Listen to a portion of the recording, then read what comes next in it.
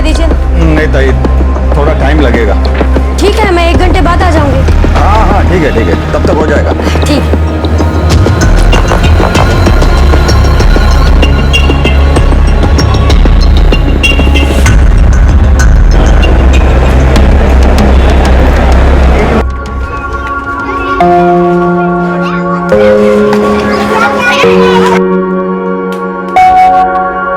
नहीं, nursing bureau, placement agency नहीं, nursing bureau जो घर में नर्स प्रोवाइड करते हो।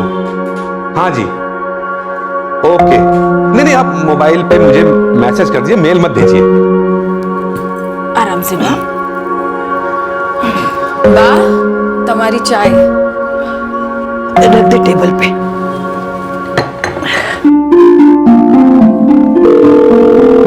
आवेद हेल्थ केयर सर्विसेज। आपको फुल टाइम नर्स चाहिए? जी हाँ, फुल टाइम। मैं कुछ लोगों को शॉर्टलिस्ट करती हूँ और आपके घर भेज देती हूँ। कब तक भेज देंगी आप? बस 1 दिन दीजिए। आपका एड्रेस बताइए।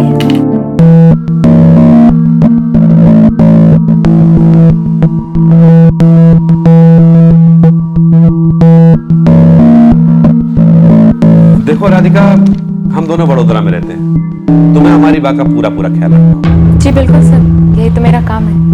इंजेक्शन ठीक से लगा लेती हो? हाँ मैम, अब मेरा एक्सपीरियंस देखिए, रेफरेंस लेटर साथ में लगे हुए हैं।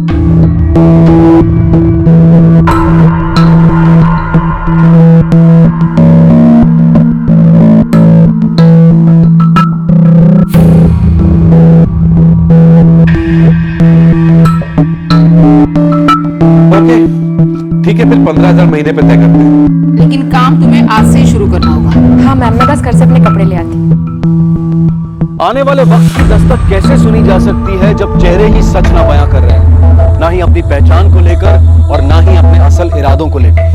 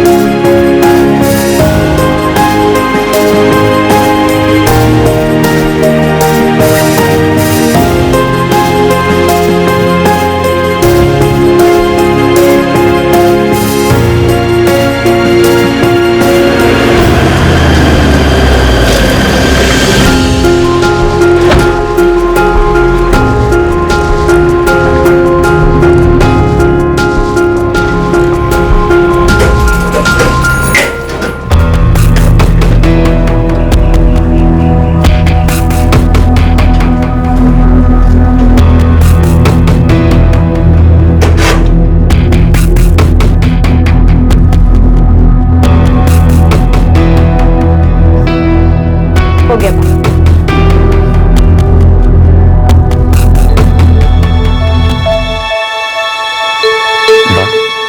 ये राधिका कैसी लड़की है? आपका ठीक से ख्याल तो रखती है ना? बहुत अच्छे से, और हाथ भी बहुत हल्का है उसका। इंजेक्शन ऐसे लगाती है कि पता ही नहीं चलता। वाह, मैं तो कहती हूँ आप चलो हमारे साथ, मैं आपकी अच्छे से देखभाल करूँगी। हाँ बा, चलो ना, वडोदरा बहुत अच्छा शहर है। मैं यही ठीक हूँ बेटा, 42 साल हो गए मुझे इस घर में। जब हम यहाँ आए थे ना, तुम 9 साल के थे। सारी जिंदगी यहीं कट गई मेरी। तुम लोग मेरी फिक्र मत करो, मैं ठीक हूँ।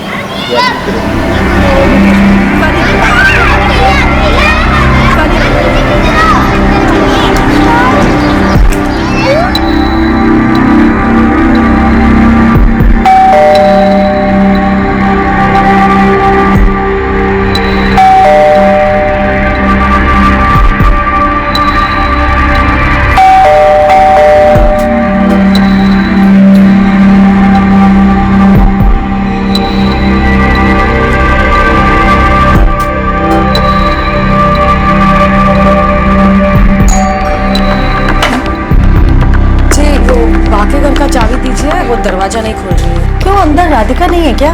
पता नहीं, मैं तो 3-4 बार घंटी बजा चुकी हूँ।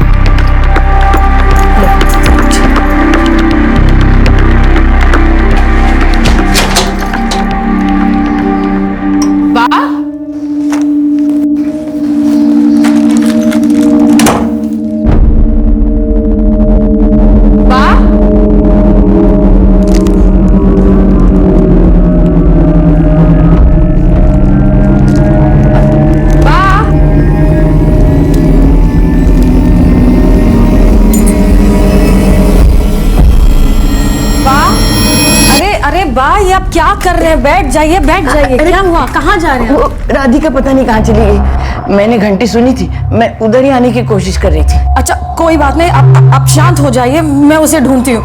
राधिका,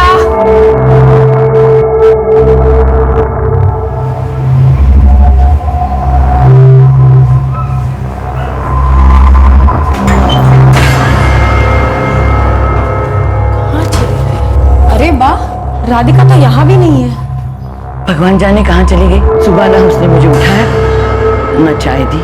कोई बात नहीं बा, मैं आपके लिए चाय बना कर लाती हूँ।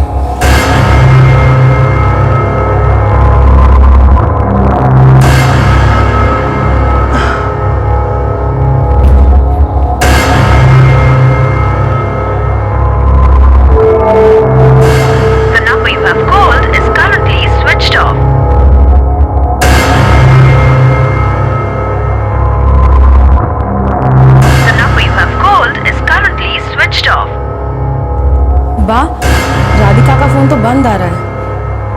समझ में नहीं आ रहा, ये राधिका ऐसे गायब कहाँ हो गई? नर्स राधिका तांबे ने सिर्फ 6 महीने काम किया था और फिर अचानक गायब हो गई थी। उसका फोन भी बंद था। कहीं उसके साथ घर का कोई और सामान भी गायब तो नहीं हो गया था? वो बताकर नहीं गई? नहीं बताया तो नहीं, पर ऐसा कभी वो करती नहीं है। बस जरा चेक करो, अलमारी की चाबियां आपके तकिए के नीचे है ना? अच्छा, हाँ चाबियां तो है।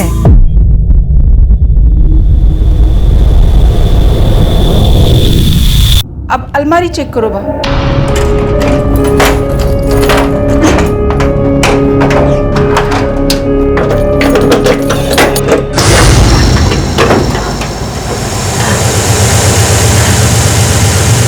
स्नेहा, लॉकर में तो कुछ भी नहीं है।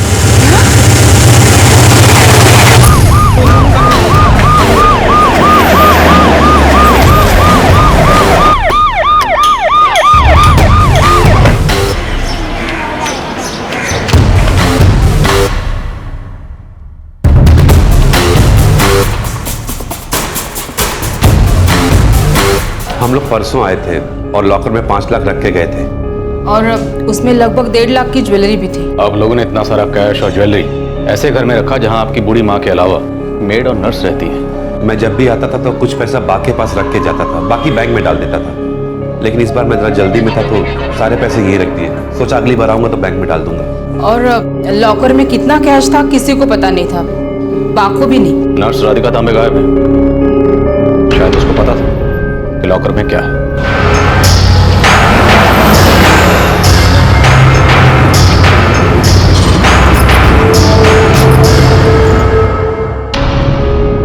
साहब, मैंने अलमारी को हाथ तक नहीं लगाया साहब। मैं तो इधर खाली बर्तन झाड़ू कटका और खाना बनाने के लिए आती हूँ साहब। मैं इधर सारा टाइम रहती भी नहीं हूँ साहब। मैं चाबियां हमेशा अपने तकिए के नीचे ही रखती हूँ। क्या राधिका अलमारी खोला करती थी? वो सिर्फ मेरे कपड़े रखने और निकालने के लिए ही अलमारी खोलती थी, लेकिन मैं उसे सिर्फ ये अलमारी की चाबी देती थी, ये लॉकर की चाबी नहीं। क्या उसने तुमसे कभी घर में पड़े रुपयों की बात की थी? नहीं साहब। हाँ, कभी कभी बातों बातों में वो ऐसे पूछती थी साहब। साहब और मेम साहब का बहुत ख्याल रखते हैं ना? अरे साहब और मेम साहब तो बहुत अच्छे हैं। वो जब भी आते हैं बहुत कुछ लेकर आते हैं और ये घर का पूरा राशन भी भर के जाते हैं। बेचारी बा, वो तो अकेले बैंक में नहीं जा सकती ना पैसे निकलवाने। नहीं नहीं, मुझे नहीं लगता कि बा को बैंक जाने की जरूरत है। साहब जब भी आते हैं ना, बा को कुछ ना कुछ पैसा दे के ही जाते हैं। हाँ वो तो है। लॉकर में 5 लाख कैश पड़ा था। ये राधिका को कैसे पता चला? मुझे नहीं पता साहब, मैंने नहीं बताया। मैंने जब ये पैसे यहाँ अलमारी में रखे थे तब तो बा बाथरूम में थी और राधिका भी वहीं बा की हेल्प कर रही थी। तो हो सकता है राधिका ने आपको पैसे रखते हुए देख लिया। कुछ कह नहीं सकते। उसने आपके तकिए के नीचे से चाबियां निकालकर अलमारी खोली और फिर लॉकर में से कैश और ज्वेलरी लेकर अलमारी वापस बंद की और चाबी लाकर आपके तकिए के नीचे रख दी और रफू चक्कर हो गई। इतना कुछ हुआ, आपको कुछ पता नहीं चला? हो सकता है मैं गहरी नींद में थी, मुझे कुछ सुनाई तक नहीं दिया था।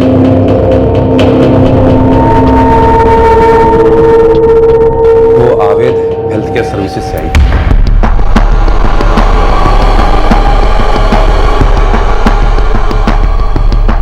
फोटो नहीं है कोई उसका? नहीं, उसने नहीं दिया।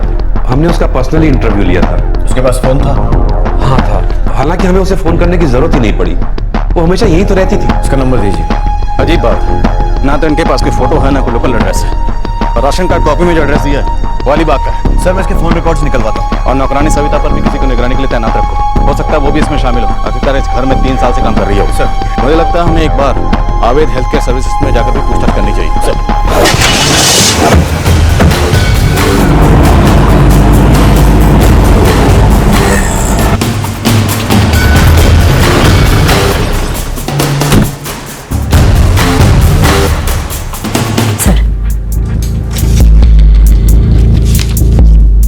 उसके सर्टिफिकेट्स और रेफरेंस लेटर हमारे पास पहले से है।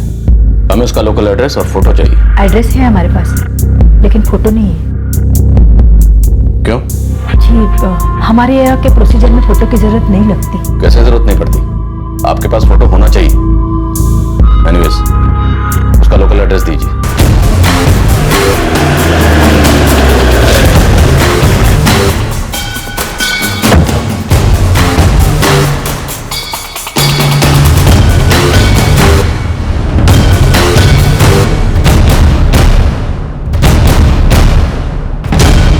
राधिका सुबह करीब 7:30 बजे आई थी और उसने घर की चाबियां दी और बोली कि जा रही है। क्या हुआ? कुछ जरूरी काम आ गया है, गाँव जा रही हूँ। ऐसे अचानक? हाँ जी। क्या वो अलीबाग गई? क्योंकि राशन कार्ड के पते के हिसाब से वो अलीबाग की रहने वाली है। जी उसने कुछ ऐसा बोला नहीं। आपने राधिका तांबे को 12 नवंबर 2012 को रेफरेंस लेटर दिया था? जी हाँ, दिया था। वो मेरी सास के यहाँ काम करती थी, कुछ 4 महीने काम किया, उसके बाद हमें उसकी जरूरत नहीं थी। उसकी कोई फोटो है आपके पास? जी फोटो तो नहीं है। नहीं हूँ आशीष भाई, राधिका ने हमारे वहाँ 3 महीने काम किया। काम में बहुत सारी है, ठीक है। आपके पास उसकी कोई फोटो है? जी उसके फोटो के लिए मैंने कभी पूछा ही नहीं। उसने हमारे घर में 9 महीने तक काम किया था। वो काम में बहुत अच्छी थी। वो ऐसा कुछ कर सकती है इसका मुझे यकीन ही नहीं हो रहा है।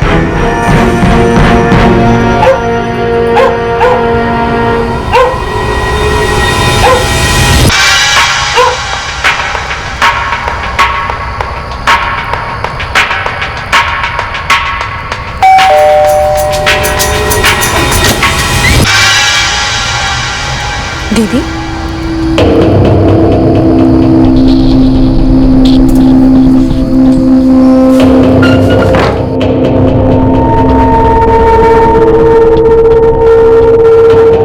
मुझे तो सोचते हुए भी डर लग रहा है। उसने चाबियां निकाली, पैसे चुराए, और अगर इस दौरान बात जाग जाती तो पता नहीं वो बा के साथ क्या करती। उसकी कोई भी डिटेल किसी के भी पास नहीं, आवेद हेल्थ केयर सर्विसेज के पास भी नहीं। क्या होता अगर चोरी के दौरान उषा बहन जाग गई होती? राधिका तांबे का पता ठिकाना और भी रहस्यमय होता जा रहा था, यहाँ तक कि उसका अलीबाग का एड्रेस भी, जो कि राशन कार्ड में दिया हुआ था।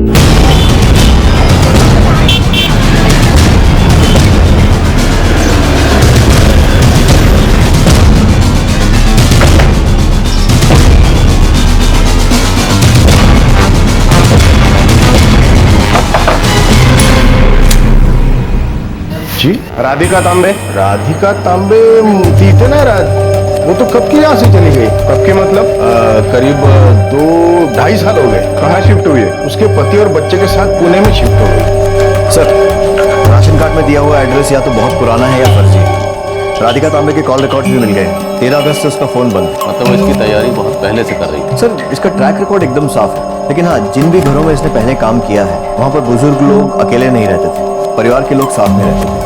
और उस मेड सविता पर 2 कांस्टेबल्स लगातार निगरानी रखे हुए हैं। पर सर लगता नहीं है कि उसका इसमें कोई भी हाथ है, क्योंकि वो बहुत टाइम से एक ही जगह पर अपनी फैमिली के साथ रह रही है। राधिका तांबे ने ऐसे कोई कॉल किया जिससे हमें कोई लीड मिल सके? सर इस बीच उसने 10 या 12 कॉल्स किए हैं, वो सारे नंबर्स हैं हमारे पास। सभी नंबर चेक करो। वो एक सर्टिफाइड नर्स है, मैं नर्स एसोसिएशन में चेक करता हूँ, हो सकता है उनके पास इसका कोई रिकॉर्ड हो।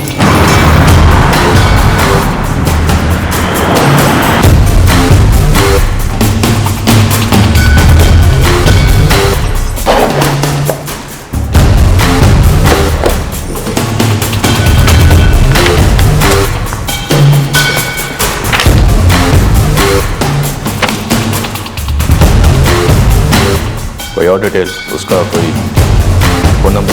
1 मिनट सर।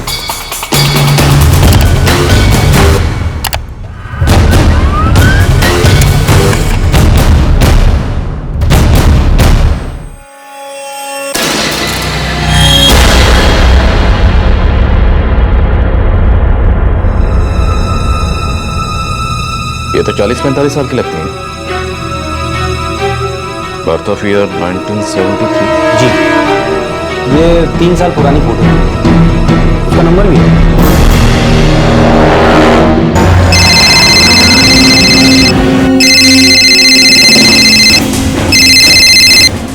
हेलो, राधिका तांबे? हो बोलते? आप नर्स है? वो मैं पहले नर्स का काम किया करती थी, पर अभी 2.5 साल से अपने पति और बच्चे के साथ पूना शिफ्ट हो गई हूँ। आप कौन? मैं पीआई आंबेकर, अंधेरी पुलिस स्टेशन से। आप पहले अलीबाग में रहती थी? जी अलीबाग में आपका एड्रेस 14/135 गोविंद नगर था। जी, लेकिन बात क्या है? आपने 8 अगस्त, 7 अगस्त और 5 अगस्त को राधिका तांबे से बात की थी। जी, लेकिन आप जो ये बता रहे हो 44456789 नंबर राधिका तांबे का नहीं है, ये तो मेरी दोस्त पूजा मास्के का है। जी आप ठीक कह रहे हैं, ये राधिका तांबे का नहीं, पूजा मास्के का नंबर है। हाँ, ये पूजा मास्के का ही नंबर है। वो मेरी बचपन की दोस्त है, कुछ वक्त के लिए मेरे साथ मीरा रोड में भी रही थी। क्या हुआ है सर? अभी कहाँ है वो? अभी तो पता नहीं, मेरी पिछले 2 महीने से उससे बात नहीं हो पाई है। पर बात क्या है सर? नहीं सर, ये वो राधिका तांबे नहीं है, वो तो एक यंग लड़की थी। कोई 20-22 साल की होगी। जी नहीं, ये राधिका तांबे नहीं है। आना तो उम्र में मोटा छे, वो तो यंग लड़की थी। जी नहीं, ये राधिका तांबे नहीं है। राशन कार्ड, सर्टिफिकेट्स, सब कुछ फर्जी है। फर्जी नाम राधिका तांबे, जबकि असली नाम पूजा महास्के है। लेकिन हमारे पास उसकी कोई फोटो नहीं है।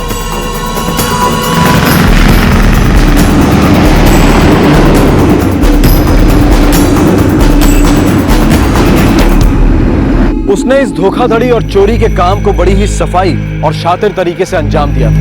अपने पीछे अपनी पहचान, अपने पते ठिकाने का एक भी सुराग तक नहीं छोड़ा था। उसका अगला शिकार कौन होगा, इसका अंदाजा लगाना भी नामुमकिन था। क्या वो ये अपराध करके बच जाएगी?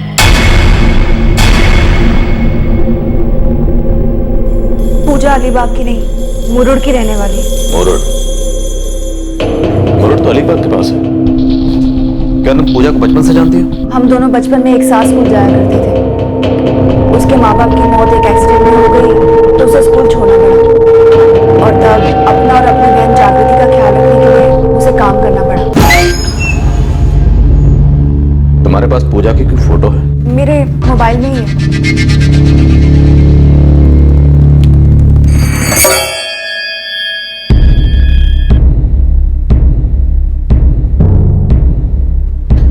तुम्हारे पास उसका मुरुड का एड्रेस है? जी है मेरे पास। हाँ सर, यही है राधिका तांबे। सर, राधिका तांबे इसका फर्जी नाम है। इसने फर्जी सर्टिफिकेट और फर्जी राशन कार्ड का इस्तेमाल किया। नहीं, मैं इसे नहीं जानती। ये आपके सर्टिफिकेट्स और राशन कार्ड का गलत इस्तेमाल कर रही है। लेकिन ये कैसे हो सकता है? हो सकता है ये वहाँ काम करती हो जहाँ पहले कभी आप काम करती थी। मैं अलीबाग हेल्थ सेंटर में काम करती थी, वहाँ इसे मैंने कभी नहीं देखा। और सर, मुझे कैसे पता होगा कि कोई मेरे नाम का और सर्टिफिकेट का गलत इस्तेमाल करके लोगों को बेवकूफ बना रहा है?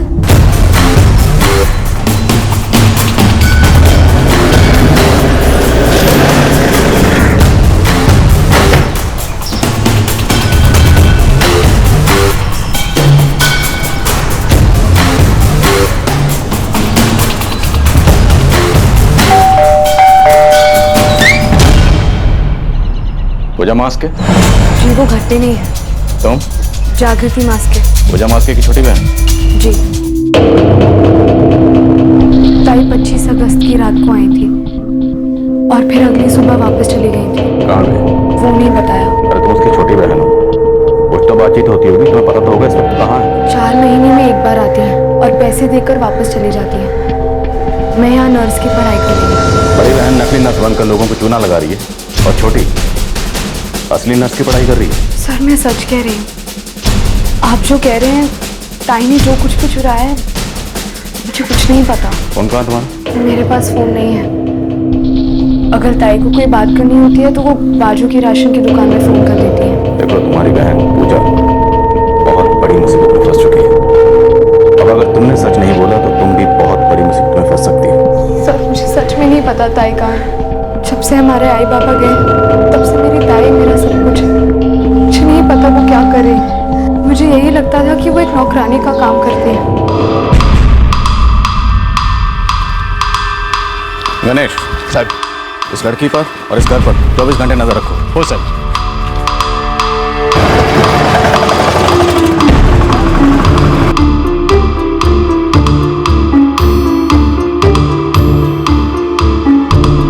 जी नहीं, इस लड़की ने यहाँ कभी काम नहीं किया। मैं राधिका तांबे को अच्छे से जानती हूँ, लेकिन ये लड़की कभी यहाँ काम पर नहीं थी।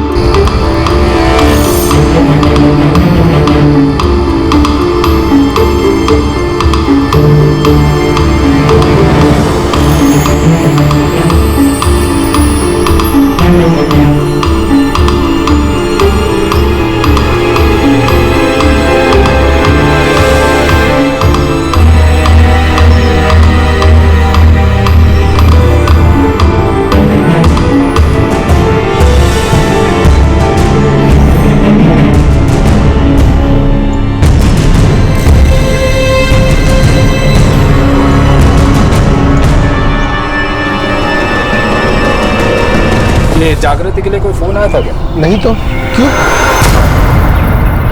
मुंबई पुलिस, अगर फोन आए तो मुझे खबर कर देना। नंबर लिख लीजिए। सर 7 दिन हो गए लेकिन उस लड़की की कुछ खबर नहीं है। हम उसकी बहन जागृति पर लगातार नजर रखे हुए हैं, पर लगता है वो सच में अपनी बहन के टच में नहीं है। तो उसके दोस्तों से पता करो, ये पूजा महास के ऐसे कैसे गायब हो सकती है। हो सकता है वो किसी दूसरी स्टेट में जाकर किसी और को निशाना बनाने में लगी हो। सर मैं सभी पुलिस स्टेशन में अलर्ट भेज दूँ।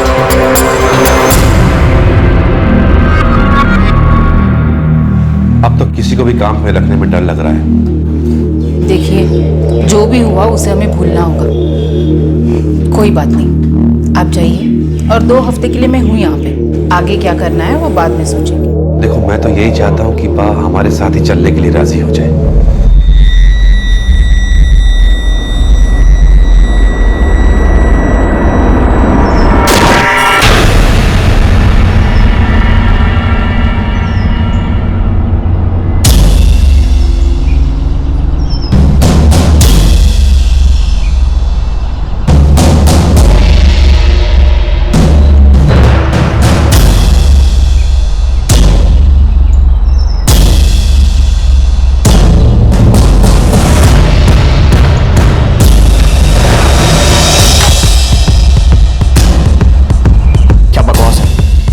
वहां थे फिर भी वो निकल कैसे गई? कल रात को 2 घंटों के लिए मैं घर के जरूरी काम से गया, शायद उसी वक्त भाग गई। तुमने पड़ोसियों से बात की? किसी को कुछ पता नहीं, मतलब किराए पे रहती थी। गणेश वो एक ही तो लीड थी हमारी।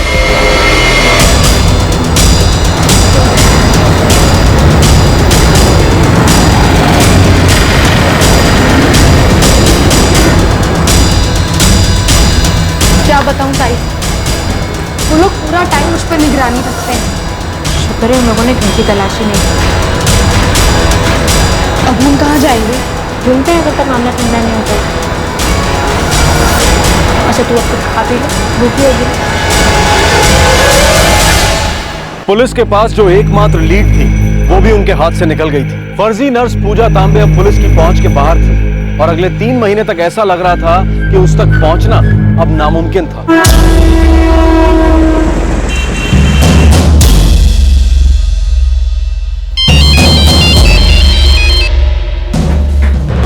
सर मैं अर्चना दावले बोल रही हूँ। हाँ जी बोलिए। सर मैं पूजा मास्के की दोस्त। पूजा, जिसे आप ढूंढ रहे थे। हाँ हाँ हाँ, बोलिए। सर क्या वो मिली आपको? नहीं, हम उसे अभी भी ढूंढ रहे हैं। क्या आपको वो कहीं दिखाई दी? हाँ, मैंने देखा उसे।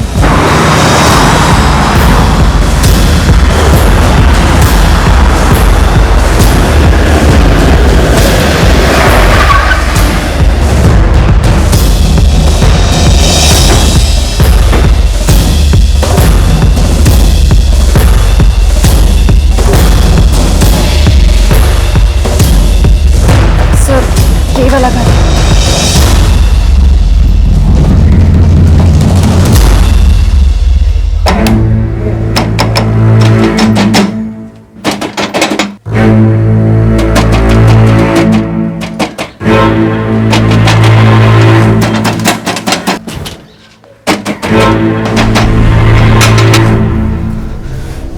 लगता पुलिस वाले हैं, साथ में अर्चना भी है। उस दिन जब हमें दिखी थी तभी निकल जाना चाहिए था कहीं।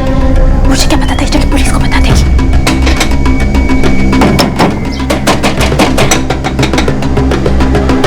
एक काम करो, पीछे जाओ, हो सकता है दरवाजा हो पीछे। जाओ।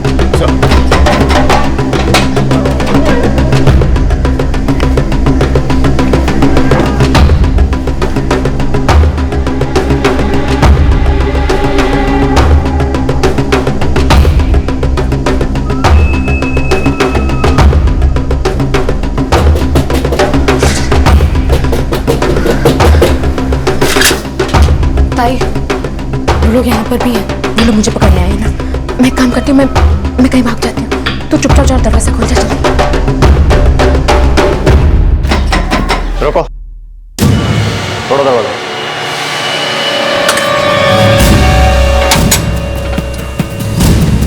अरे क्या हुआ?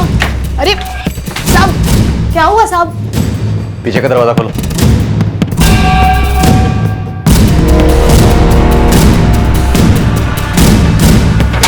हमारी बहन कहाँ है? वो यहाँ नहीं है, पर साहब मैंने इन दोनों को यहीं देखा था।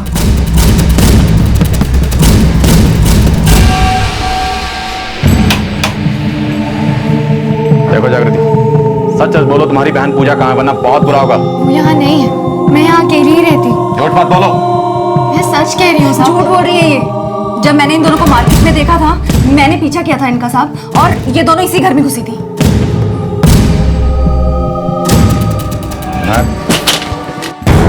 वो मुरट में है। उन्होंने मुझे मुरट वाले घर से फोन किया था। चुप। मैं कह रही हूँ ना, वो यहाँ नहीं है साहब, मैं सच कह रही हूँ।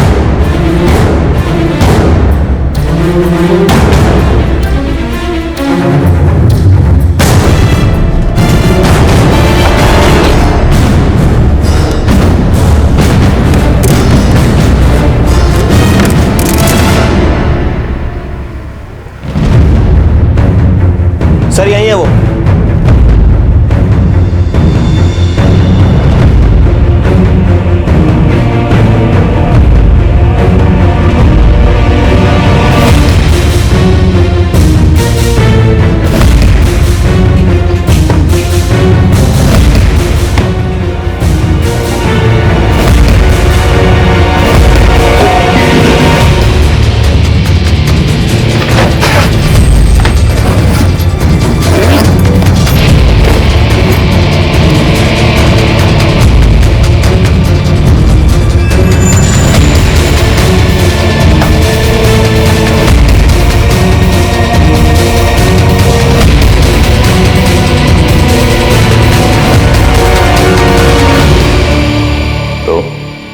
मिस फर्जी, अब और फर्जी कहानी बनाने की कोई गुंजाइश नहीं है, इसलिए बेहतर यही होगा सब कुछ सच सच बता दो। ये रेशन कार्ड और सर्टिफिकेट की एक जेरॉक्स करके दीजिए। थोड़ा टाइम लगेगा। ठीक है, मैं 1 घंटे के बाद आती हूँ।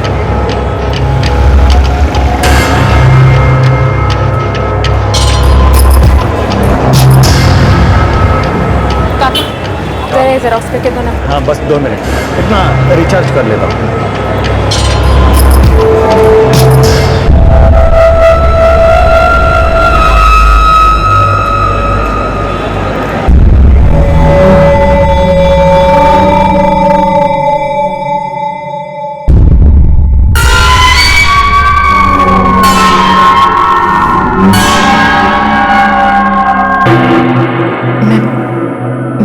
नौकरानी का काम करती थी, घरों में झाड़ू भटका बर्तन वगैरह।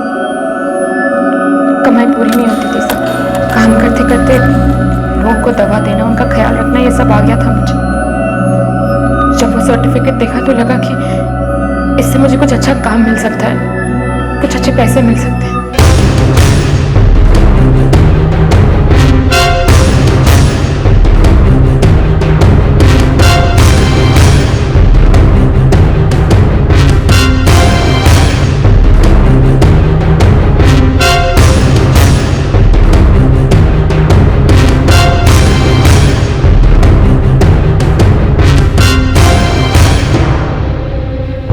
में भी काम कर चुकी थी साहब, वहां नर्स को इंजेक्शन देते हुए देखा था, काम करते हुए देखा था।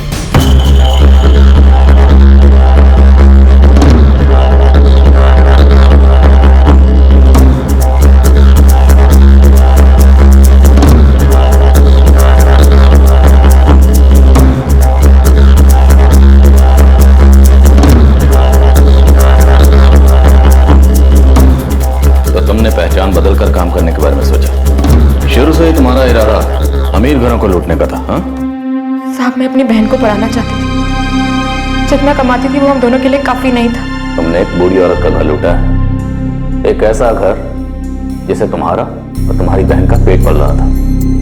अच्छी खासी तनख्वाह दे रहे थे वो लोग तुम्हें। लेकिन साहब, इस शहर में पैसे पूरे ही नहीं पड़ते थे। जितना कमाते थे वो मेरे लिए ही काफी नहीं था, फिर बहन को भी पैसे भेजने पड़ते थे। तुम अपने बुरे हालात का जितना चाहे रोना रो सकती है, लेकिन सच्चाई यह है कि तुम एक चोर हो जिसने मौका मिलते ही हाथ साफ कर दिया।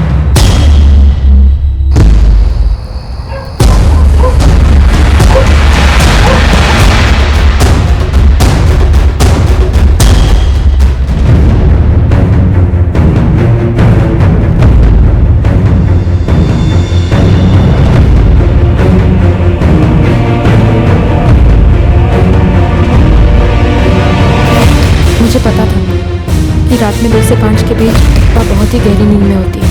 मैंने तकिए के नीचे चाबियां रखी हैं ऐसे कि आराम से निकाली जा सके।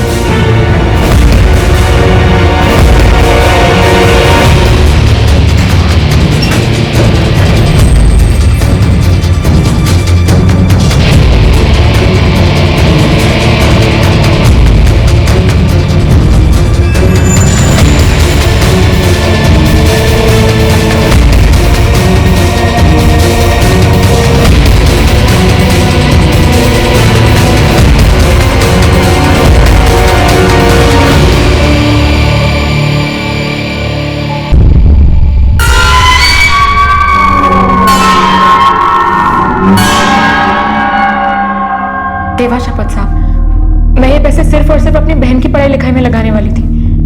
खुद भी नर्स की पढ़ाई करके सचमुच की नर्स बनना चाहती थी। अब आप देख लीजिए साहब, उन पैसों में से मैंने बहुत कम पैसे खर्च किए हैं। अब उससे कोई फर्क नहीं पड़ता कि तुमने पैसे कम खर्च किए ज्यादा खर्च किए। तुमने पैसे चोरी किए, तुम एक चोर हो। लेकिन मेरी बहन चोर नहीं है, वो वही करी थी जो मैंने उससे कहा। वो मासूम है साहब, उसे जाने दीजिए। तुमने नकली पहचान बनाने के लिए इतना कुछ किया, एक ऐसा घर ढूंढने के लिए जहां पे तुम चोरी कर सको इतना कुछ किया। क्या जरूरत थी ये सब कुछ करने की? जबकि जहां जहां तुमने काम किया है, हमने पता किया है, सबने यही कहा कि वो बहुत अच्छी है, बहुत मेहनती है। थोड़ी और मेहनत करती तो जिंदगी में बहुत कुछ हासिल कर सकती थी।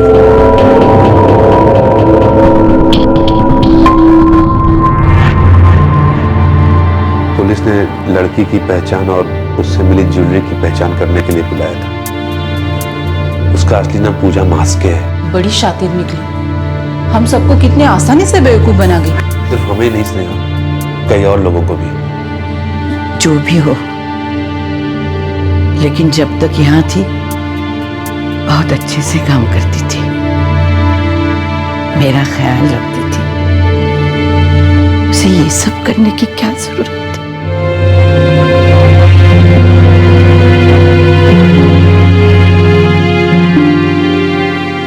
पूजा की बहन जागृति को छोड़ दिया गया है क्योंकि उस पर कोई केस नहीं बन रहा था। पूजा को आईपीसी की धारा 381 यानी क्लर्क या नौकर द्वारा अपने मालिक की संपत्ति चुराने के तहत और 419 यानी किसी और की आइडेंटिटी को अपनाकर किसी को धोखा देने के तहत अरेस्ट किया गया है। चार्जशीट फाइल की जा चुकी है और पूजा अभी जमानत पर बाहर है। एक तरह से देखा जाए तो एक लड़की ने कितनी आसानी से कुछ फर्जी दस्तावेजों के जरिए किसी और की पहचान को अपना बनाया और उसके जरिए काम हासिल करती रही। और काम भी एक नर्स का, जो कि एक विशेषज्ञता वाला काम है और किसी की जान जोखिम में डाल सकता है। और दूसरी तरफ से देखा जाए तो ये ब्यूरो और प्लेसमेंट एजेंसीज, जिनका काम है कैंडिडेट के बारे में जांच करना, सब कुछ वेरीफाई करना। पर वेरिफिकेशन तो छोड़िए, कैंडिडेट बिना फोटो दिए ही काम किए जा रहे हैं। ये बात ही बहुत शॉकिंग है। चेहरे झूठ बोल सकते हैं, धोखा दे सकते हैं, लेकिन किस पे इल्जाम लगाया जाए? शर्म बची कहां है? चारों तरफ हो रहे घोटालों और स्कैम्स में बेशर्मी का नंगा नाच ही तो हो रहा है। और उसके बावजूद ये नेता बिना शर्म का चेहरा लिए जनता के मसीहा बने फिरते हैं। हमारी व्यवस्था ने अब तक कभी भी जनता का ठीक से ख्याल नहीं रखा है। और अब जब चुनाव सर पर आ रहे हैं तो सब लोग झूठे वादे किए जा रहे हैं कि अगले 5 सालों में सब कुछ बदल जाएगा। किसी में भी शर्म बची कहां है? पूजा को सजा मिलनी चाहिए, जरूर मिलनी चाहिए। उसकी ये सोच बिल्कुल गलत थी कि अपराध करके बचा जा सकता है। जुर्म कभी फायदेमंद साबित नहीं होता, क्राइम नेवर पेस, और एक आम नागरिक के लिए तो कभी नहीं होता, कभी भी नहीं। सच तो यह है कि पूजा एक होनहार जवान लड़की है। वो अपने नाम पर ही मेहनत करके बहुत कुछ हासिल कर सकती है। उसे फर्जी पहचान अपनाने की कोई जरूरत नहीं। हमारे आज के एपिसोड की दूसरी कहानी। जल्दी चलो बेटा, स्कूल बस आने का टाइम हो गया। अच्छा, लंच पूरा खत्म करना, ठीक है?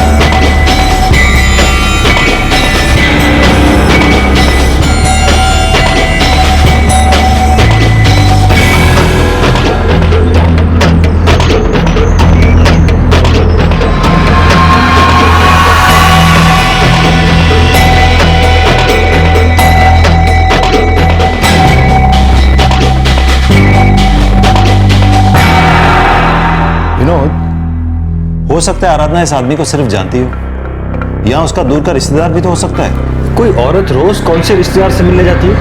ये फोटोग्राफ्स देखो ना, इन्हें देखकर बिल्कुल भी नहीं लगता कि इन दोनों के बीच में अफेयर होगा। तुम दोनों अलग हो गए हो, वो अकेली है। हो सकता है काम के सिलसिले में किसी से मिल रही हो, गार्डन में, कॉफी शॉप में, काम के लिए। देखो विनोद, बात सीधी सी, बिना किसी ठोस सबूत के तुम उसे डिवोर्स नहीं मांग सकते। इन फोटोग्राफ्स के बेसिस पर ये केस स्टैंड नहीं कर पाएगा। क्या तुम्हारे पास कोई भी ऐसा फोटोग्राफ है जिसमें दोनों कॉम्प्रोमाइजिंग पोजीशन में? एक पति जो किसी भी कीमत पर अपनी पत्नी से तलाक चाहता है, और एक पत्नी जो उसे आजाद करने को राजी नहीं। वो पति विनोद ओसवाल अब अपनी पत्नी आराधना से छुटकारा पाने के लिए उसके खिलाफ एक अफेयर का ठोस सबूत चाहता है, जो शायद हुआ था। शुरू होता है एक जासूसी का खेल, पर वो हालात क्या थे जिनकी वजह से पति पत्नी के बीच इतनी कड़वाहट आ गई थी?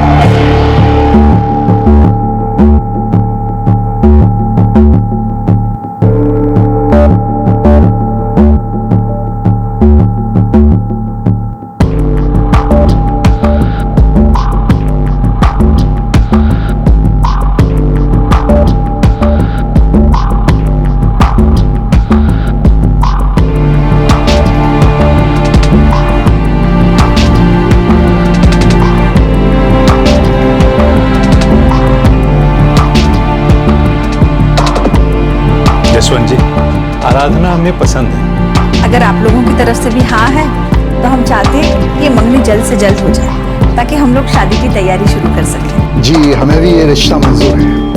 मैं जल्दी ही पंडित जी से मिलकर मुहूर्त निकलवाता हूँ।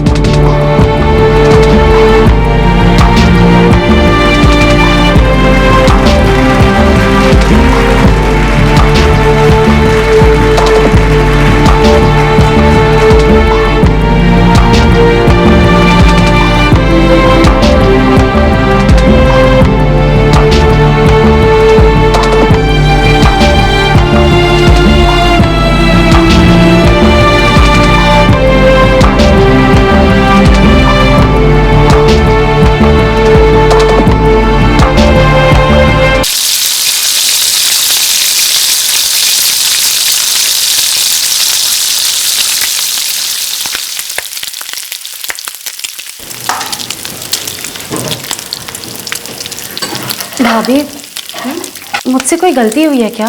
नहीं तो क्यों? आज मैंने मम्मी जी को प्रणाम किया तो उन्होंने कोई जवाब ही नहीं दिया। तो मुझसे किसी बात पे नाराज हैं क्या?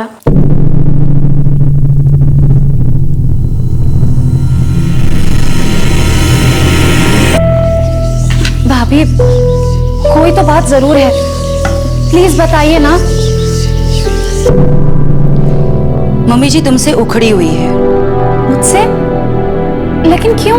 वो शादी में तुम कुछ लेके नहीं आई ना, और तुम्हारे घर वालों ने भी कुछ भी नहीं भेजा, शायद इसलिए।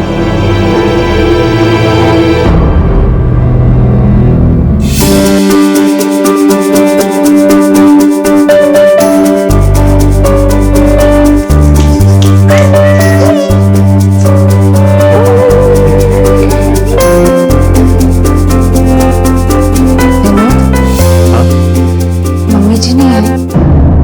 वो उनकी तबीयत ठीक नहीं है।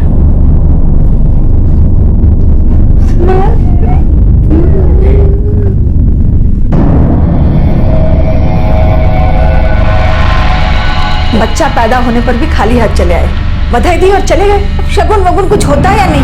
क्या करूं, खुद जाके मांगू उनसे। अरे नहीं लाए तो नहीं लाए, तुम तो जानती हो देना उनकी फितरत में नहीं है। आप ही ने कहा था कि शादी में कुछ भी मत दीजिएगा। कहना पड़ता है, इसका मतलब ये तो नहीं कि सचमुच कुछ नहीं देंगे। शादी के वक्त मांग लेते ना तो अच्छा था। अब उनकी मुट्ठी आसानी से खुलने वाली नहीं है, बड़े बेशरम लोग हैं।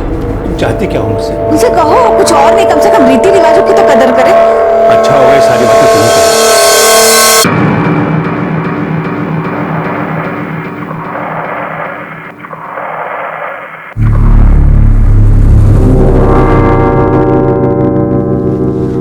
मम्मी जी आइए ना, ओम अभी सोया है। आराधना, तुम्हारे परिवार को अपनी इज्जत की परवाह नहीं है, कम से कम हमारे बारे में कुछ तो सोच लेते। रीति रिवाज परंपरा कुछ होता है या नहीं? मम्मी जी आप हमेशा मेरे घर वालों के बारे में इतना भला बुरा क्यों कहती हैं? जानती है कि मेरे पापा का बस कपड़ों का एक छोटा सा बिजनेस है, आप लोगों की तरह कोई बड़ा बिजनेस नहीं है। अगर छोटा सा बिजनेस है तो अपनी बेटी की शादी भी किसी छोटे घर में करते ना।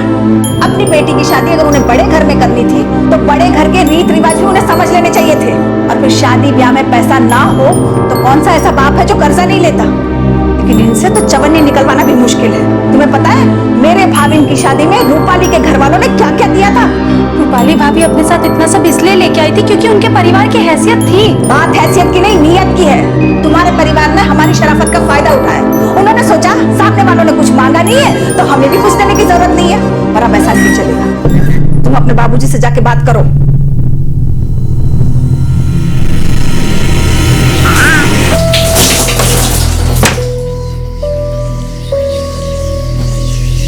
क्या हुआ? सब ठीक है? अरे अब कुछ बोलोगी भी?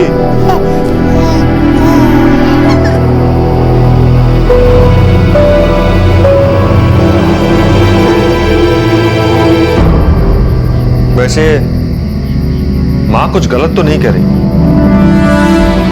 भैया की शादी में रूपाली भाभी के घर वालों ने दिल खोल के दिया था और तुम्हारे घर वालों ने कुछ भी नहीं दिया। ये बात है तो सच ही।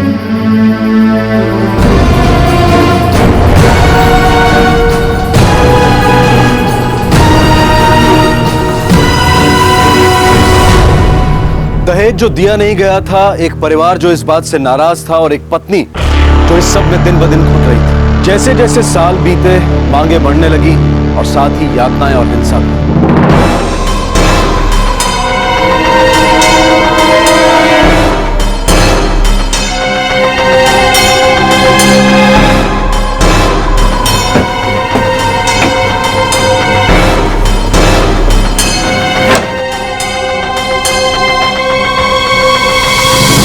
विनोद बेटा, मुझे तुमसे जरूरी बात करनी है। जी बाबा, मैं आता हूँ। देख बेटा, मैं जानता हूँ आजकल तुम बहुत परेशान हो, पर तू ही सोच, हर शादी ब्याह में रीति रिवाज होते हैं जो तेरी शादी में नहीं निभाएगा। अब लेन देन तो हर शादी में होता है कि नहीं?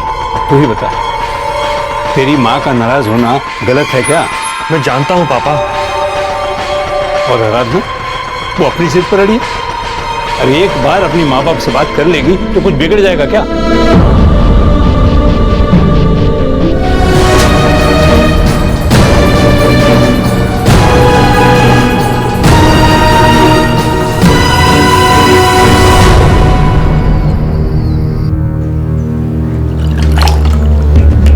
तुम अपने घर वालों से बात क्यों नहीं करती? तुम्हारे पास और कोई चारा भी नहीं है। अब ये घर तुम्हारा भी है, यहाँ खुशी खुशी रहना है तो जैसा मम्मी जी कहती है वही करो। आराधना, अपने पापा से एक बार बात करके तो देखो, कब तक तुम जिद पड़ी रहोगी? मम्मी कहाँ तुमसे कुछ ज्यादा मांग रही है?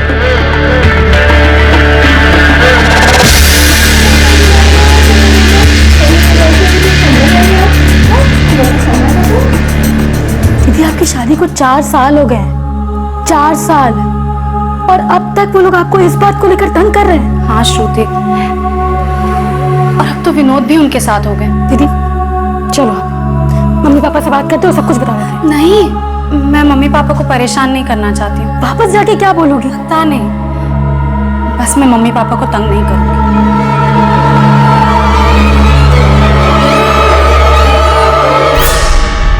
किस मुंह से वापस आई हो? ये मेरा घर है, मेरे पति का घर। ये मत भूलो कि ये घर तुम्हारे सास ससुर का भी है। यहाँ तुम्हारी मर्जी नहीं चलेगी। मैं अपने पापा से दहेज के लिए पैसे नहीं मांगूंगी। ठीक है, तो अपनी जिद का नतीजा भुगतो।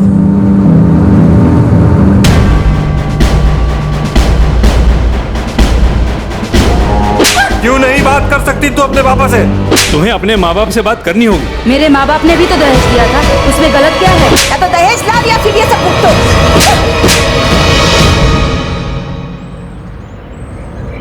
यकीन नहीं होता कि जिया जी ये सब कैसे कर सकते हैं। मैं आप लोगों को ये सब कभी नहीं बताना चाहती थी, लेकिन अब और सहन नहीं हो रहा। लेकिन बेटा, वो तेरा परिवार है। एक औरत की जिम्मेदारी होती है अपने घर परिवार को जोड़ के रखे। मैं तो कहती हूँ दामाद जी से बात करो और इस मसले को सुलझाने की कोशिश करो। ये ताने, ये मारपीट, आखिर कब तक वो ये सब सहती रहती? फाइनली आराधना ने फैसला किया कि वो अब ये सब और नहीं सहेगी।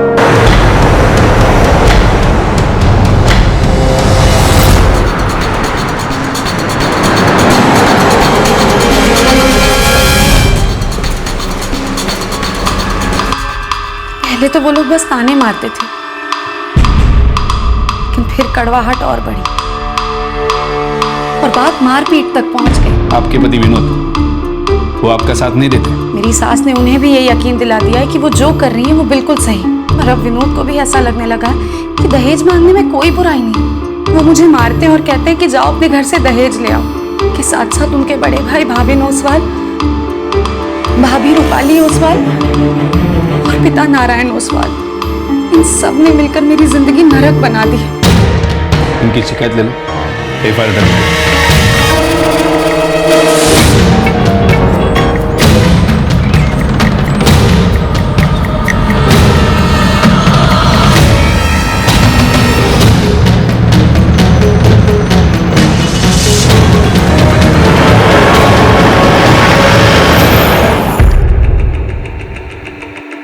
सर वो झूठ बोल रही है।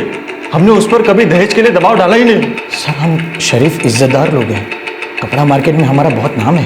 क्या आपको लगता है कि हम ऐसी हरकत करेंगे? मेरे बेटे से शादी के 8 साल के बाद अब वो ऐसे झूठे आरोप लगा रही है। साफ पता चल रहा है सारा परिवार झूठा है। कोई औरत अपना घर छोड़कर अपने ससुराल वालों पे इस तरह के इल्जाम नहीं लगाती, वो भी शादी के 8 साल बाद।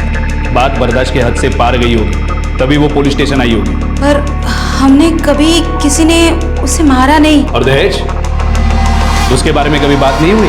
वो मम्मी जी कभी कभार बात। इतना काफी है, धन्यवाद।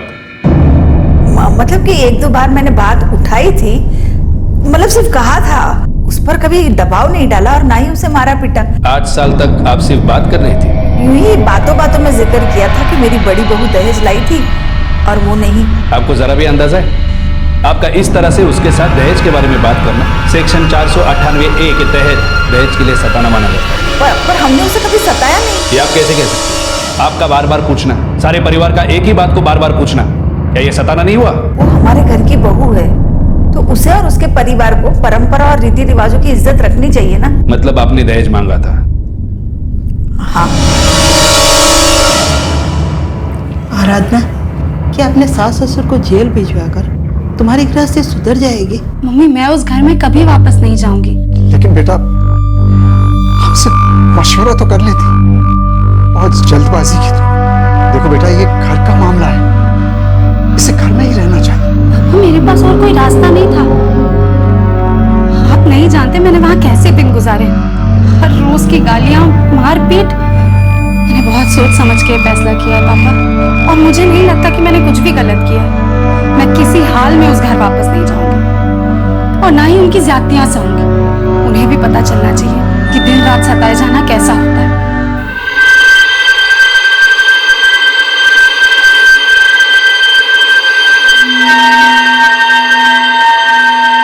हमारी इज्जत तो मिट्टी में मिली गई है, साथ में हमारी गिरफ्तारी की खबर भी फैल गई है मार्केट में। किसी को मुंह दिखाने के काबिल नहीं रहे हम लोग। सोचा नहीं था कि बहू बात को इतना आगे ले जाएगी।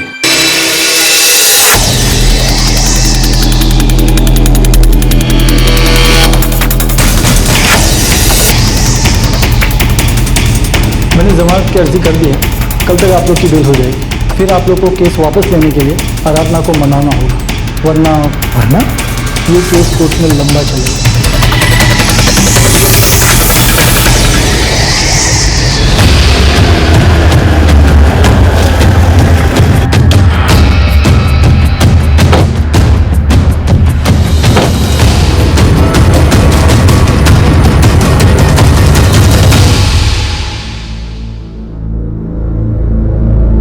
हमें किसी भी तरह से उसे बहला फुसला कर ये केस वापस लेने के लिए मनाना होगा। उसकी हिम्मत तो देखो, अब उसके सामने जाके नाक रगड़े क्या हम? अरे मम्मी दिमाग थोड़ा ठंडा रखो, अभी अभी हम जमानत पे छूटे हैं, केस अभी बाकी है। 498A का केस है। सबसे पहले तो हमें इस दहेज के केस से छुटकारा पाना होगा। उसके साथ क्या करना है वो हम बाद में देख लेंगे। मुझे उससे कोई बात नहीं करनी, कुछ लेना देना नहीं रखना है उसके साथ। तलाक दे दूंगा। ये तो क्या बोल रहे हैं विनोद? सही कह रहा हूं भैया, बहुत हो गया। अपनी हद से काफी आगे जा चुकी है वो औरत। अब यहां इस परिवार में उसकी कोई जगह नहीं है।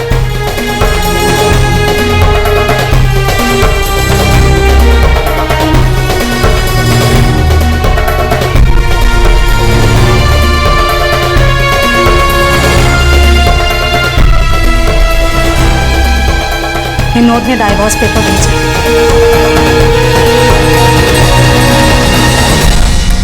आराधना बेटा, मैं तो कहती हूँ अभी भी मान जा, अभी भी सब कुछ ठीक हो सकता है। नहीं मम्मी, उस घर में कभी कुछ ठीक नहीं हो सकता। मैं ना तो वहां वापस जाऊंगी और ना ही उसे तलाक दूंगी। इतनी आसानी से वो मुझसे पीछा नहीं छुड़ा सकता।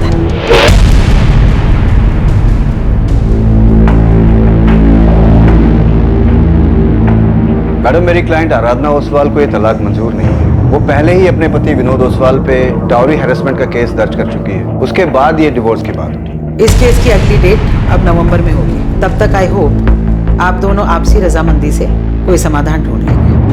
न तुझे मेरे साथ रहना है, न मुझे तेरे साथ। तो फिर ये नौटंकी क्यों? दे देना तलाक। नहीं आसानी से पीछा छोड़ ताकि तुम झट से दूसरी शादी करो। ना तो मैं दूसरी शादी करूंगी और ना ही तुम्हें करने दूंगी विनोद।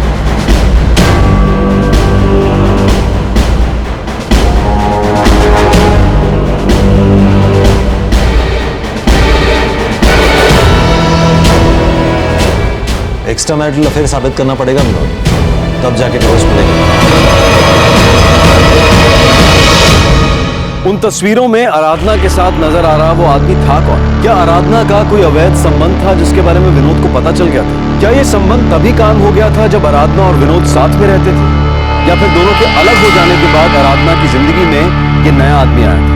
ये थोड़ी अजीब बात थी कि तलाक का नोटिस मिलने के 1 महीने बाद ही आराधना की जिंदगी में प्यार लौट आया था।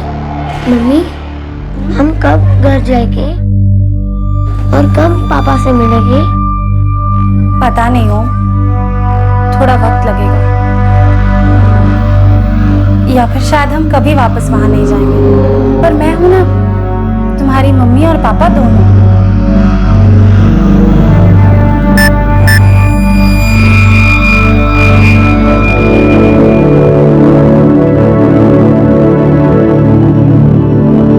हाय, how are you? Bye mamma.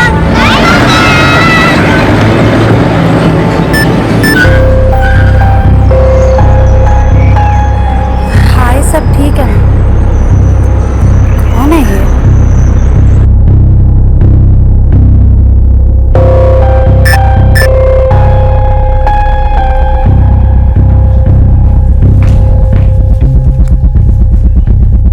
Hope things are all right.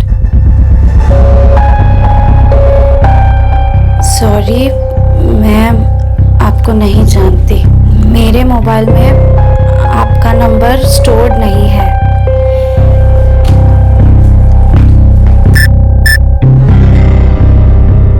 आप मुझे नहीं जानती, मेरा नाम कपिल है। आपसे बस दोस्ती करना चाहता हूँ। मैं आपसे क्यों दोस्ती करूंगी और आप मुझे कैसे जानते हैं?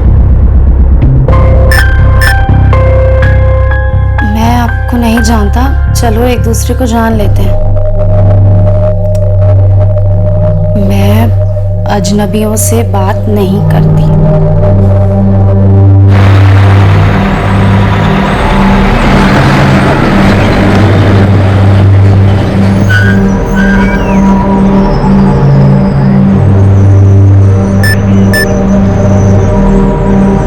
हाय, कपिल हियर। अब तो हम अजनबी नहीं है ना? How are you this morning? मैंने आपके मैसेज का जवाब दे दिया, तो इसका मतलब ये नहीं कि मैं आपसे बात करना चाहती हूँ।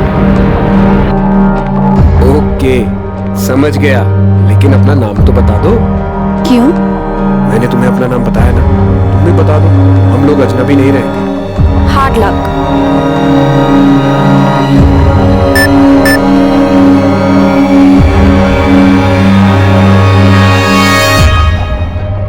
हो सकता है गोल्डन चांस हो। सॉरी, तुम गलत जगह ट्राई करी। मैं औरत नहीं, आदमी हूँ।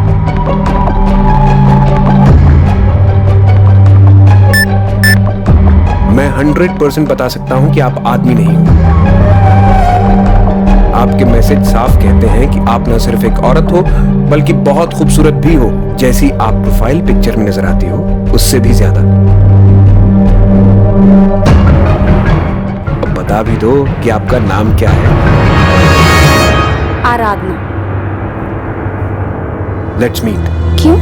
कम से कम ये तो पता चले कि हम दोनों दिखते कैसे हैं। Sorry, I am not interested. Interest नहीं है तो क्या हुआ, एक बार मिल तो सकते हैं। अब तो हम दोनों दोस्त हैं ना। तुम चाहते क्या हो? पता नहीं, ये सब मिलने के बाद सोचें। कल हैंगआउट में एमजी रोड के पास, मैं जानता हूं तुम आओगे। 2:30 बजे मैं इंतजार करूंगा। Hard luck. Remember what I said? Chance, golden chance भी हो सकता है।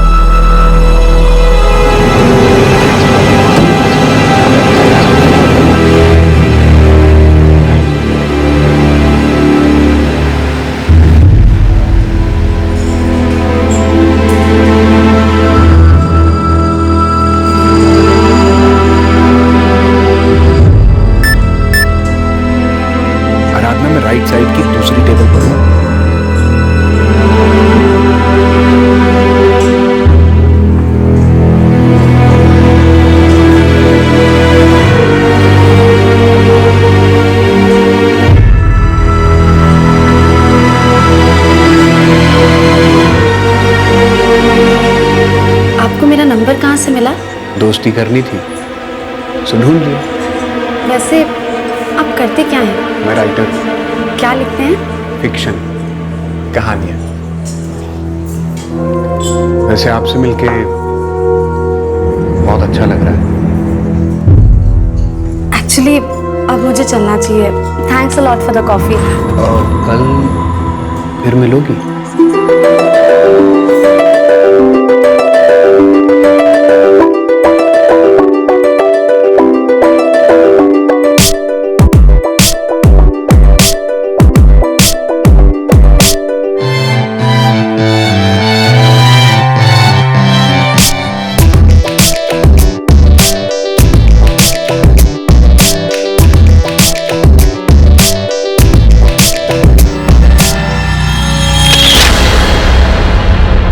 बात से बेखबर थे कि कोई उनका पीछा कर रहा था और उनकी नजदीकियों को तस्वीरों में कैद कर रहा था। आराधना का पति विनोद उसे एक ठोस सबूत का इंतजार कर रहा था जो उसे जल्द से जल्द तलाक दिलवा सके। लेकिन दूसरी तरफ आराधना भी अपने फैसले को बदलने के बारे में सोच रही थी। कुछ है जो मैंने तुम्हें अब तक नहीं बताया। अब तुम कुछ भी बताओ। ये प्यार कम नहीं हुआ। कोई सच ऐसा नहीं जो मुझे तुमसे दूर कर सके। ऐसा कुछ भी नहीं जो मुझे तुमसे शादी करने से रोके। बोलो ना आराधना, मुझे कोई फर्क नहीं पड़ेगा। कपिल मेरा एक 8 साल का बेटा है। मेरे पति मुझे तलाक देना चाहते हैं। मैं चाहती थी कि तुम्हें सब सच सच बता दूं ताकि कल को तुम्हें ऐसा ना लगे कि मैंने तुम्हें चीट किया। मैं भी तुम्हारी तरह शादीशुदा हूं। मैंने पहले तुमसे ये बात नहीं बताई। मैं डर रहा था। मैं अपनी बीवी से अलग हो चुका हूं। हमारी एक बेटी है, वो लखनऊ में रहती है। मैं अपनी बीवी से डिवोर्स लेने वाला हूं। हम दोनों एक ही कश्ती में सवार हैं। हम दोनों मिलकर सारी मुश्किलों का सामना कर लेंगे।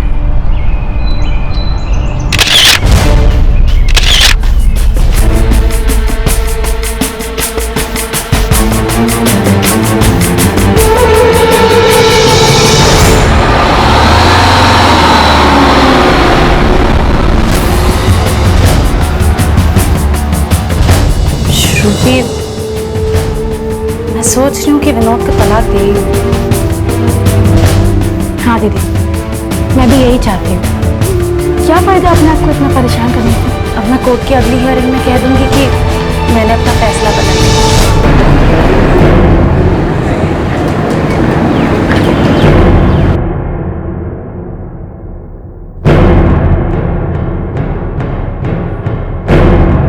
मिस्टर विनोद ओसवाल, क्या आप अब भी अपनी पत्नी को तलाक देना चाहते हैं? जी हाँ मैडम। क्या आप लोगों में इस बारे में कोई आपसी समझौता हुआ है? मैडम, मेरे client mister Vinod Oswal missus Aradhana Oswal के खिलाफ एक्स्ट्रा मैरिटल रिलेशनशिप के चार्जेस फाइल कर रहे हैं। इस बिना पर आगे कोई भी समझौता किए बिना मेरे क्लाइंट अपनी पत्नी से जल्द तलाक चाहते हैं। मिस्टर विनोद ओसवाल, आप अपनी पत्नी पर एक्स्ट्रा मैरिटल रिलेशनशिप यानी अवैध संबंध रखने का आरोप लगा रहे हैं। हमारे पास सबूत है मैडम।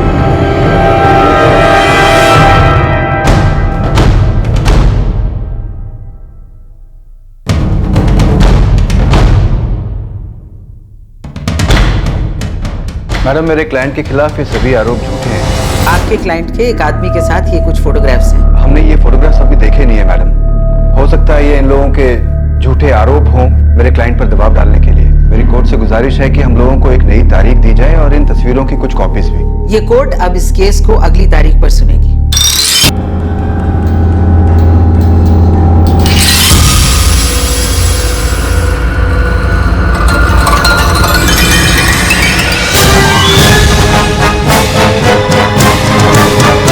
आपने मुझे इस बारे में पहले कुछ बताया क्यों नहीं? ये सब कुछ डिवोर्स पिटीशन फाइल होने के बहुत बाद हुआ।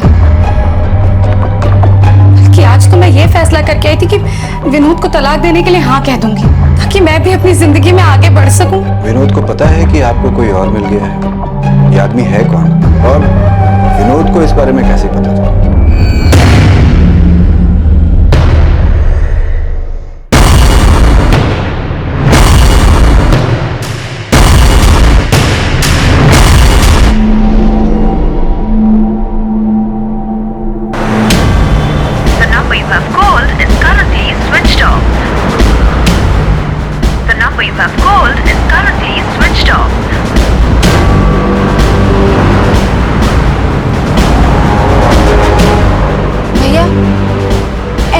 पुलिस स्टेशन गई।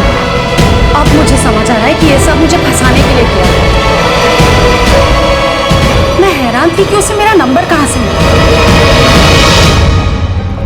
लेकिन मैं जज्बाती हो गई थी। शायद एक रिश्ते की निराशा ने एक नए रिश्ते की उम्मीद बढ़ा दी थी। पर अब समझ में आ रहा है कि मुझ पर सिर्फ नजर रखी जा रही थी। मुझे पूरा यकीन है कि वो कपिल भी इस सब में शामिल था। ये सब उस विनोद की घटिया चाल है। वो मुझे बदनाम करके मुझसे तलाक लेना चाहता है। आपके पास कपिल का एड्रेस है? जी हाँ, कोथरूड में रहता है, राइटर है।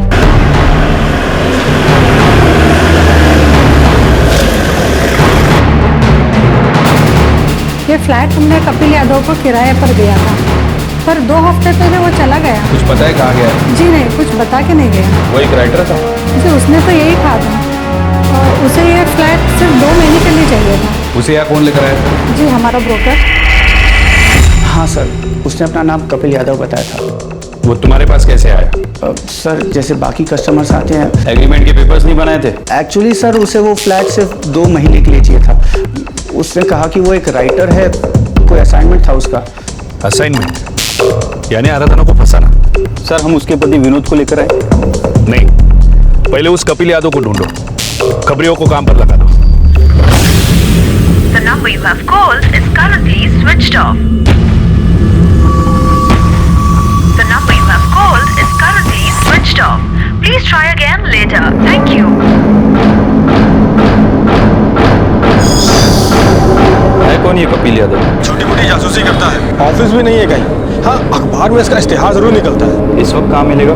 नंबर बदलता रहता है साहब। उसका नया नंबर मिला है। वो एक प्राइवेट डिटेक्टिव था। उसे ढूंढना मुश्किल काम नहीं था। उसे काम की तलाश रहती थी, काम मिला, उसने कर दिया। उसके लिए ये सिर्फ एक असाइनमेंट था।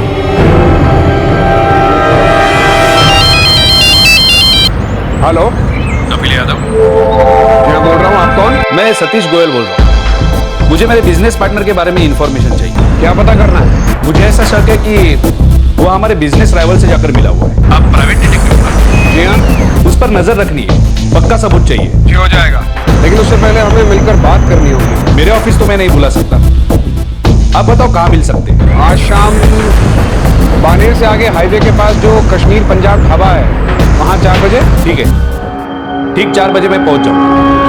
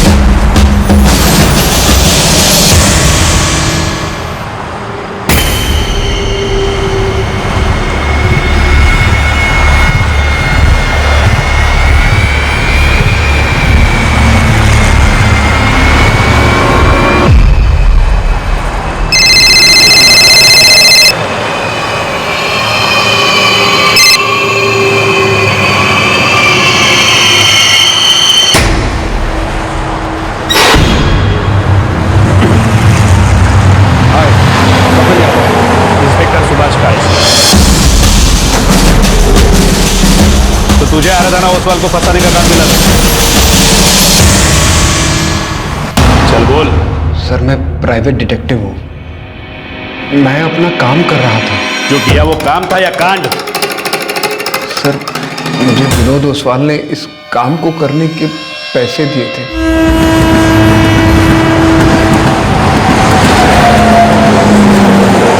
ये अपने पापा के घर में रह रही।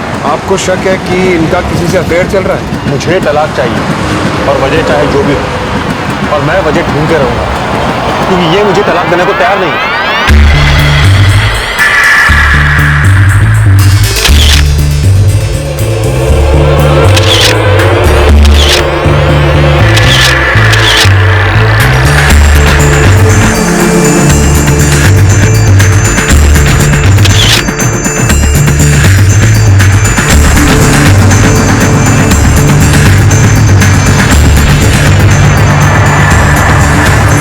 दीदी का कोई अफेयर नहीं है। नहीं है, पता है, आपको उसे रंगे हाथों पकड़ना है? हाँ 1.5 लाख लगेंगे। मुझे सबूत चाहिए, कैसे क्या वो सब तुम सोचो। काम करोगे तो 1.5 लाख रुपये। अब से आप मुझे फोन मत करो, मेरा असिस्टेंट निकुंज आपके टच में रहेगा। मुझे विनोद ने आराधना का नंबर दिया था, वो हे चैट पे एक्टिव थी, मैंने उसे मैसेज करना शुरू कर दिया।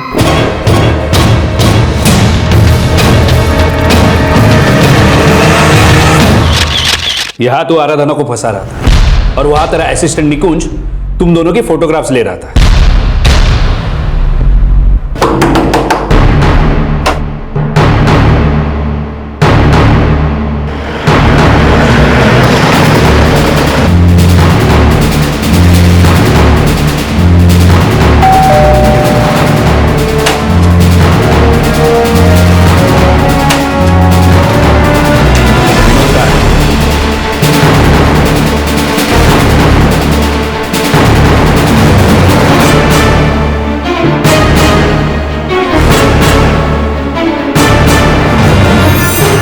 विनोद का है?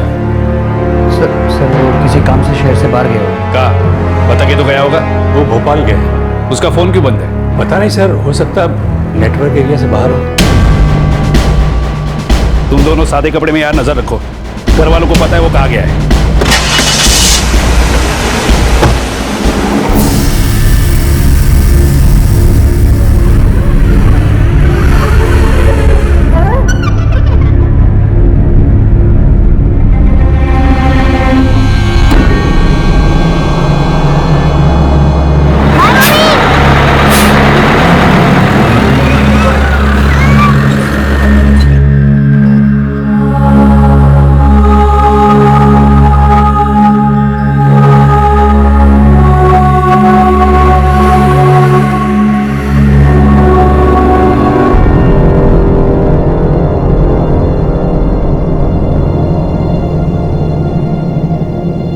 प्राइवेट डिटेक्टिव कपिल यादव और उसका असिस्टेंट निकुंज इस वक्त न्यायिक हिरासत में है। विनोद ओसवाल अब तक फरार है और पुलिस उसकी तलाश में है। तस्वीरों को देखकर आराधना को गहरा सदमा लगा था। उसके साथ जो कुछ भी हुआ वो अब तक उसके सदमे में है। एक अजीब तरीके से शुरू हुआ यह संबंध दरअसल उसके पति की उसे फंसाने की एक घिनौनी साजिश थी। विनोद और उसके परिवार के खिलाफ दहेज प्रताड़न का केस अब भी कोर्ट में चल रहा है। कितनी उम्मीदें होती हैं, कितना उत्साह होता है जब हम एक रिश्ते की तरफ आगे बढ़ते हैं, किसी से शादी करते हैं। जब दो इंसानों के रिश्ते में कड़वाहट आ जाती है तब क्या उसका अंत इतना दुखद, इतना कुटिल होना जरूरी है? अलग होना कभी खुशगवार नहीं हो सकता, लेकिन क्या अलग होने के नाम पर साजिश षड्यंत्र करके एक दूसरे को हमेशा हमेशा के लिए इस तरह तोड़ देना जरूरी है? आपसे फिर मुलाकात होगी क्राइम पेट्रोल दस्तक में एक और नए केस के साथ। तब तक अपना ख्याल रखें, सुरक्षित रहें और सबसे जरूरी सतर्क रहकर एक अच्छे नागरिक का फर्ज अदा करें। जय। इस तरह के और भी एपिसोड देखने के लिए हमारे चैनल को सब्सक्राइब करें और बेल आइकन दबाना ना भूलें।